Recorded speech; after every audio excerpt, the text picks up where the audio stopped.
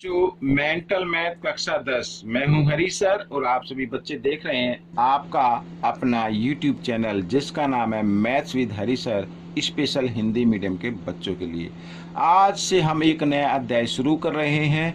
अध्याय 3, दो चर वाले समीकरण। जी हाँ, बहुत ही ज़्यादा महत्वपूर्ण है। आप इसे देखें और देखकर दूसरों को जरूर सिखाएं। यदि आप चाहते कि अच्छे से अच्छे मार्क्स आए आपके, तो दूसरों को जरूर बताना है।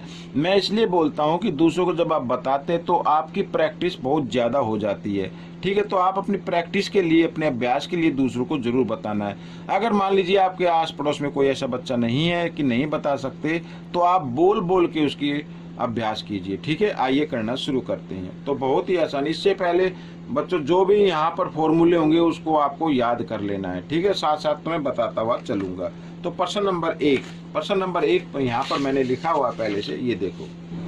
तो के किस मान के लिए, के का क्या मान रखें, यहाँ पर हल लिख देता हूँ। के किस मान के लिए यहाँ पर 6 और ये दूसरा के समीकरण, ये समीकरण दिया का एक हल है। का क्या है? एक हल है। ठीक है, तो यहाँ पर बच्चों आपको करना क्या है मैं आपको बताता हूँ। ये पहला वाला होता है x और दूसरे वाला होता है y।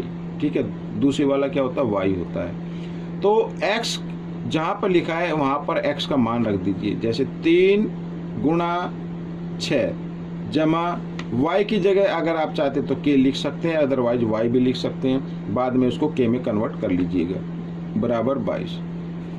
6 तिये कितना होता है? 18। 18 इधर जमा का है, बराबर के साथ इधर आएगा तो घटा का हो जाएगा। और 22 में से जब हम 18 घटाएंगे तो कितना आ जाएगा बच्चों? 4 आ जाएगा। तो के का मान आपका आ गया। ठीक है, इस तरीके से प्रश्न हल हो गया। बहुत ही आसान है, लेकिन फॉर्मूले जरूर याद रख लेने हैं। ठीक है, अब बच्चों यहाँ पर देखो, एक रेखिक समीकरण बनाओ जिसका एक हल, यहाँ पर ये एक हल दिया हुआ, जिसका एक हल ये है, यानी घटा 2 और 3। ये x हो गया, ये y हो गया। ठीक है, अगर यहाँ पर मान लीजिए हम इनको हल करते हैं, ये x, मान लीजिए कोई भी समीकरण है उसका x का मान 1 है और y का भी 1 है, या घटा 2 है या 3 है, कोई भी मान लीजिए वेरिएबल है। ठीक है, ये इनको आप समझिए क्या? गुणांक। इनको क्या समझे? गुणांक। और वेरिएबल मान लो 1 है, मान लीजिए x बराबर 1, y बराबर 1।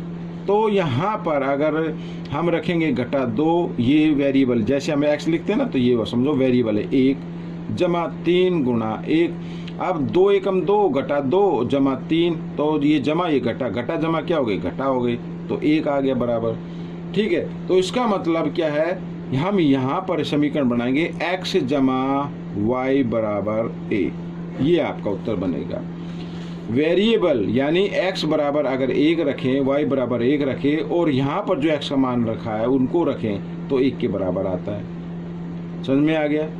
तो x की जगह, या सीधा आप x की जगह x का मान रखें, y की जगह आप y का मान रखें, तो 1 के बराबर आता है। जरूरी नहीं कि यही होगा, और भी पर हो सकते हैं। तो ये आपका उत्तर आ गया। ठीक है, और समीकरण भी हल हो सकते हैं कि इनको, यानी अगर हम इनको हल करें तो 1 के बराबर आए। ठीक है, आइए करना शुरू करते हैं अगला प्रश्न। अगला प्रश्न क्या कहता है? एक आश्रित रेखिक समीकरण युग्म का एक समीकरण, यहाँ पर आश्रित रेखिक समीकरण, आश्रित रेखिक समीकरण क्या होता है मैं आपको बताता हूँ। यहाँ पर a1 बटे a2 बराबर होगा b1 बटे b2 बराबर होगा c1 बटे c2। ये होता है आश्रित। अब यहाँ पर यानी तीनों बराबर हैं, तो यानी घटा 5x जमा 7y बराबर 2। तो आप क्या करें? इसका दुगुना कर दे। 5 का दुगुना कितना होता है? 10। 5 दूनी 10, तो 10x लिख सकते हैं। 7 दूनी 14, सबका डबल करते जाएं। 2 दूनी 4, ये हो सकता है। तो ये आपका उत्तर बन जाएगा। अगर मान लीजिए आपने ट्रिपल भी लिख दिया, जैसे 5 का 3 गुना क्या होता है? 15, तो 15x।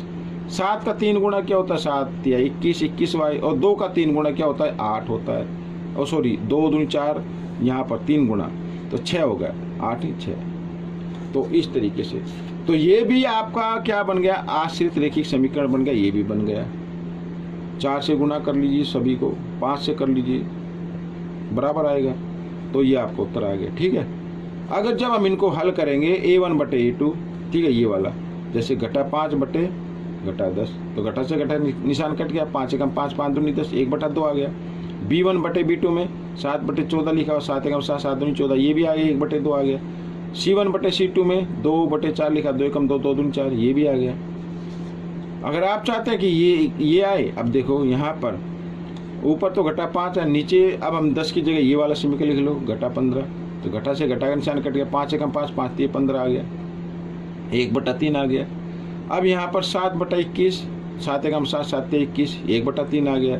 अब यहाँ पर 2 और यहाँ पर हमने क्या लिया 6, तो 2/6, 2 एकम 2, 2 3 6, तो आ गया ना 1/3 बराबर 1/3 बराबर 1/3। तो इस तरीके से अगर कोई भी समीकरण इस फॉर्मूले को सेटिस्फाई करता है तो वो आश्रित रेखिक समीकरण होगा। तो बच्चों ये आपका उत्तर बन गया, ये या ये, ठीक है।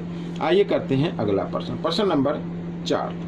तो प्रश्न नंबर 4 क्या कहता है, देखो x बराबर a, y बराबर b, समीकरण x जमा 8 और x घटा 2 का एक हल है।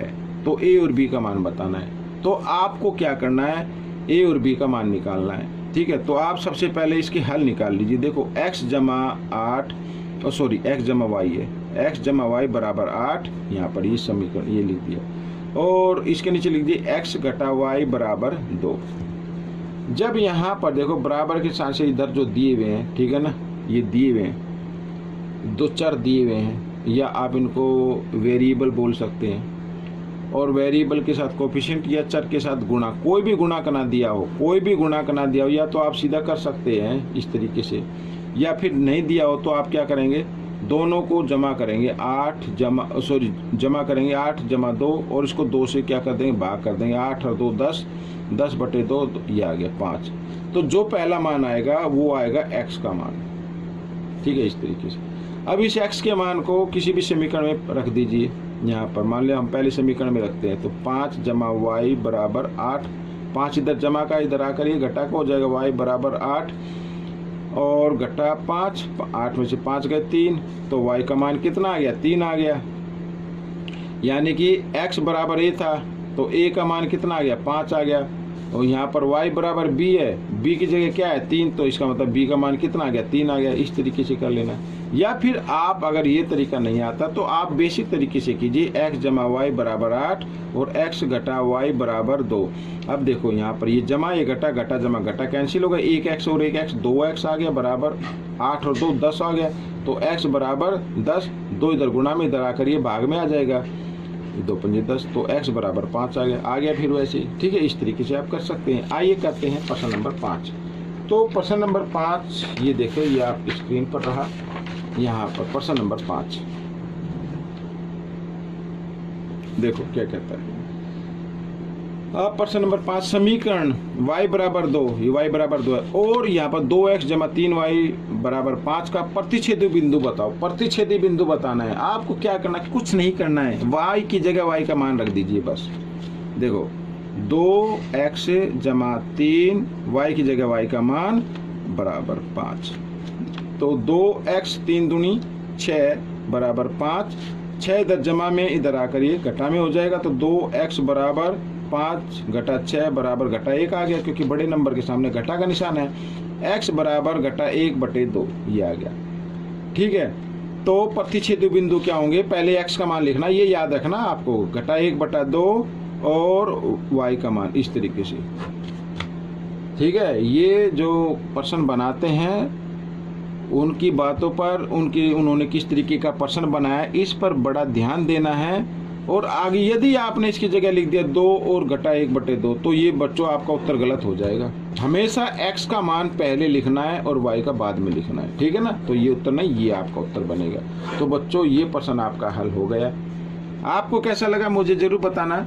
इसमें से सीखकर दूसरों को जरूर सिखाना है आपने अभ्यास के लिए। जितना आप अधिक अभ्यास करेंगे उतना आपके लिए अच्छा होगा। मिलेंगे अगले भाग में। मेरी वीडियो देखने के लिए बहुत बहुत धन्यवाद।